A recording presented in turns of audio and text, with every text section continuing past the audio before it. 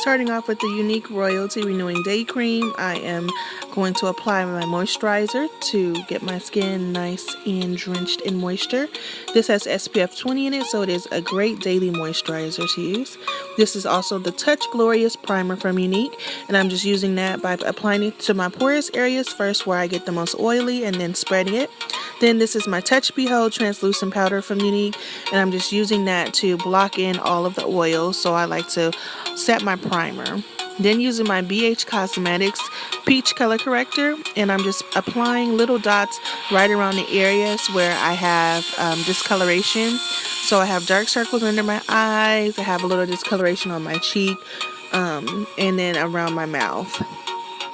And I didn't want to apply this all around my face, just to the exact areas where I have trouble. And you can see in those areas as I'm blending it out, it kind of disappears where the darkness is.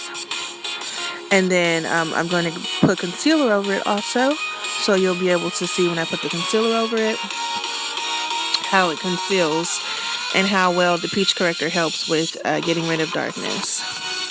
So make sure to blend it out really well. Then I'm going in with my satin concealer from Unique. It's the Skin Perfecting Concealer, and I'm just applying that right directly to the areas where I applied the corrector, and I'm blending that out with my sponge. This is it's not a beauty blender sponge. It is, I'm not sure what the brand is, I'm sorry guys, but I'm just using that to blend everything out. Now I'm going to go back in with my highlighting concealer from Wet n Wild. It's the Photo Focus, and it's in the color medium, and I am going to use an extremely light highlight because this is going to be underneath my foundation, so I still want that to be able to be seen once I blend the foundation on top. So I like to go super bright with the concealer when doing the reverse contouring method. Now I'm going in with my LA Girl Pro Conceal in Beautiful Bronze and applying that to all the areas where I want to contour my face.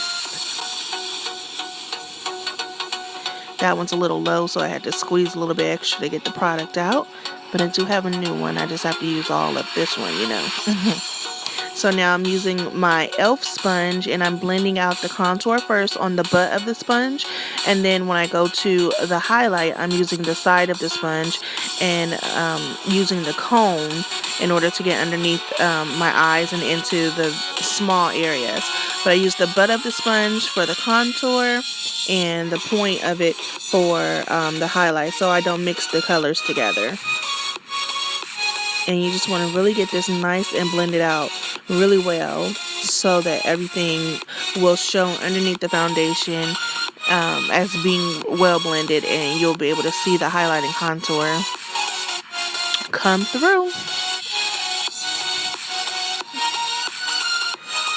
Take your time in blending this. This is sped up, so and it's sped up on the 4 notch, so it took 4 times the amount of time that it's taking right now for me to really get this blended out.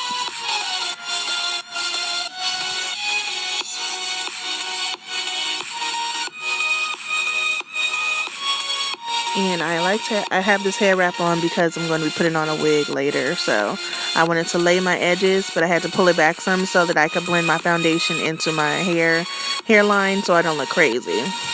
But yes, blend, blend, blend. Alright, that looks good. Okay. So now we're going to go ahead and add our foundation, LA Girl Pro Conceal Coverage, or LA Girl Pro Coverage, I think. But it is the color Warm Caramel, and I like to first just apply the foundation to the back of my hand. I use 2 pumps, and then I like to dot it around using my Real Techniques brush.